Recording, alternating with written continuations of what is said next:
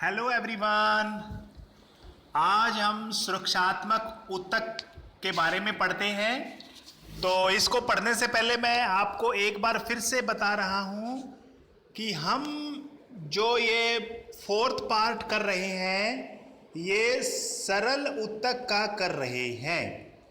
सरल ऊतक तो आपने ये पढ़ा होगा। सबसे पहले हमने सरल ऊतक कौन सा किया था? देखो, ऊतक दो प्रकार के थे, पादप ऊतक और जंतु ऊतक। पादप ऊतक के बारे में हम पढ़ रहे हैं। पादप ऊतक में दो प्रकार के मैंने बताए थे। एक तो ऐसे होते हैं जो वृद्धि के लिए जिम्मेवार होते हैं, विभज्योतक। विभज्योतक हमने पढ़ लिया था। और एक होते हैं स्थायी ऊतक। दूसरे प्रकार थे स्थायी ऊतक, और स्थायी ऊतक के बारे में हम पढ़ रहे थे।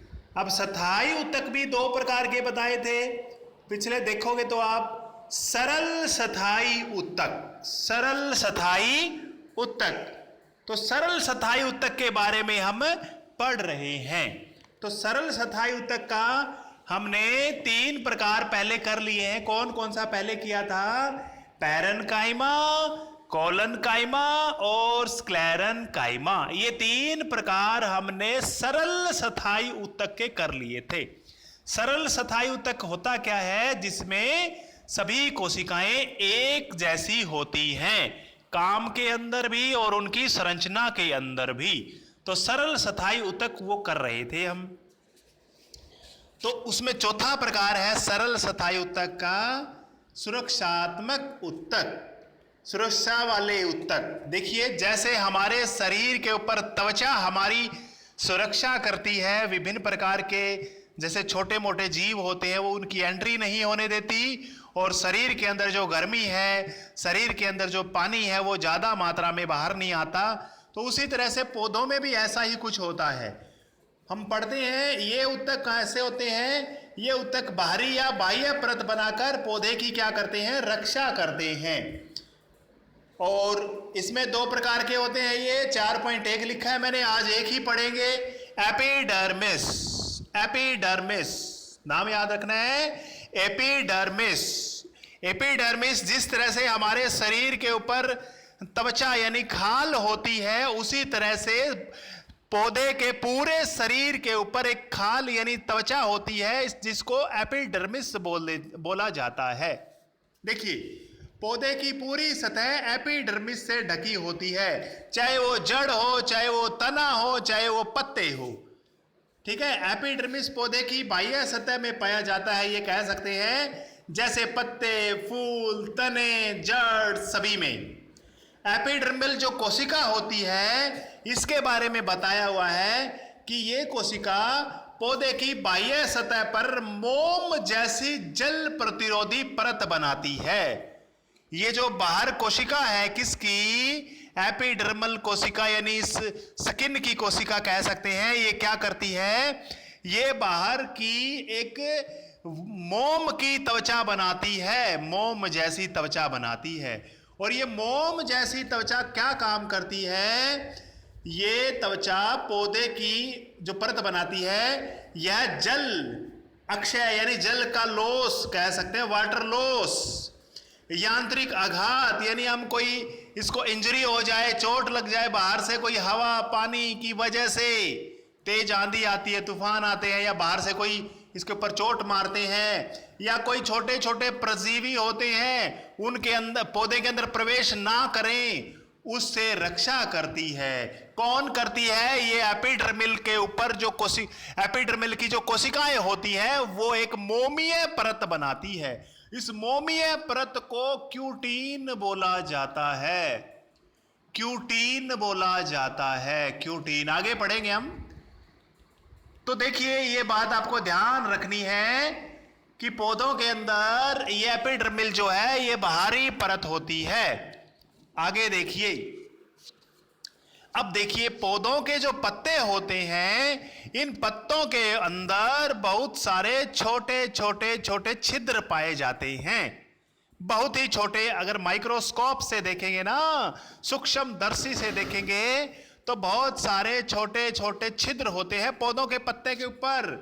तो देखिए ये मैंने बात इसमें लिखी है, इन्हें क्या कहा जाता है, इन्हें स्टोमेटा कहा जाता है। अब देखिए नाम है, ये चीज आपको याद रखनी पड़ेंगे।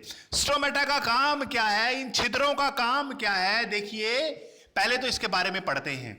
प्रत्येक स्टोमेटा में दो रक्षक कोशिकाएं होती हैं या दो रक्षक कोशिकाओं से मिलकर बना होता है। ये रक्षक कोशिकाएं स्टोमेटा के खोलने और बंद करने पर नियंत्रण रखती है, यानी केंद्र का मतलब कंट्रोल करती है कि इसको खोलना कब है, इन छिद्रों को, और बंद कब करना है। यानी ये जो छिद्र होते हैं ना, ये खुलते हैं और बंद होते हैं। अब देखो खुलने और बंद करने का काम क्या है।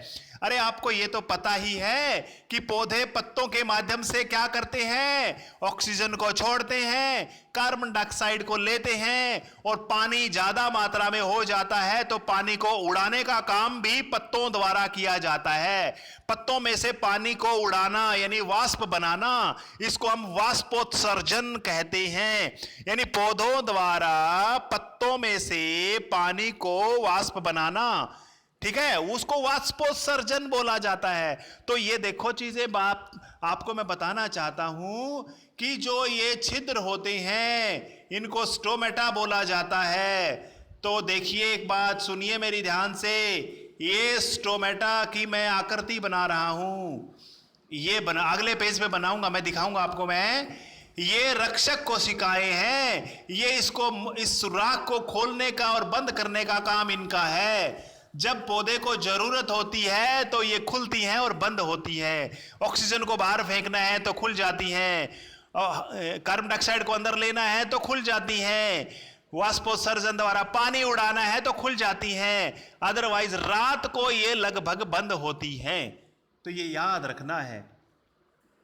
देखो इसमें गैसों का आदान प्रदान और पानी का आदान प्रदान को बोलते हैं वाष्पोत्सर्जन। पानी को उड़ाना पत्तों के द्वारा स्टोमेटा के माध्यम से होता है। आगे देखिए मरुस्थलीय, ये अलग से लाइन है, ऊपर वाले में ये मरुस्थलीय पौधों में जो बाहरी सतह होती है एपिडर्मिस और क्यूटीन की परत मैंने बताया था।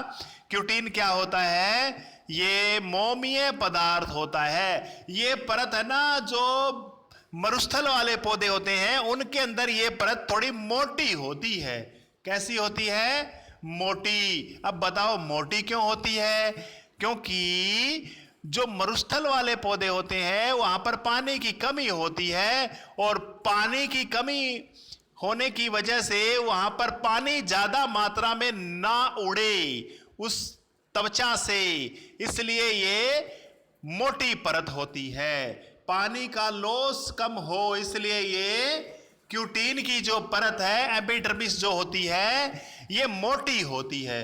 चलो मैं आपको स्टोमेटा दिखा देता हूं। देखिए मैंने स्टोमेटा के बारे में लिखा है, ये स्टोमेटा है, इसमें ये इसकी रक्षक कोशिकाएं हैं, ये लिखा हुआ है।